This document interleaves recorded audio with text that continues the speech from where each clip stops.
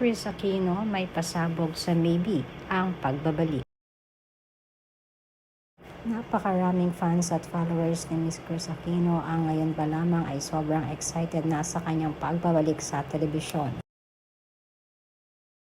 Dahil kahapon ay usap-usapan ang pictures at video clips na ito ni Kris Aquino na nagsisirculate sa social media, kung saan nakipag-collab nga si Kris sa Netflix. At last Friday nga ay nirelease ng team ni Miss Kris Aquino ang teaser and was introduced as Chika, which stands for Chief Head of Insights and Content Analysis, at ito ang sinasabing major showbiz project niya in a years. Kasabay nito ay nirelease naman ng Netflix ang ilan sa mga episodes na kaagad namang umani ng mga nakaka-intrigang reaksyon galing na rin sa mga netizens.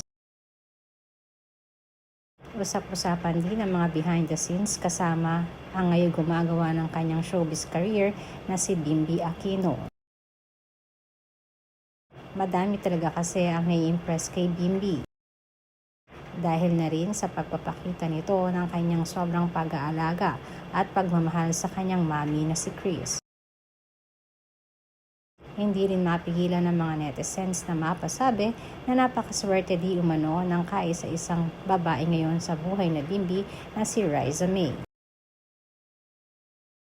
Panigurado di umano na ganito din aalagaan ni Bimby ang kanyang magiging kasama sa buhay in the future. Samantalang ayon naman sa aming source ay ngayon pa lamang di umano sinasabi ni Kris na hindi makakaligtas ang baby sa kanyang gagawing programs. At she will make sure sa pasabog din ang mga magiging revelasyon niya sa nasabing TV show.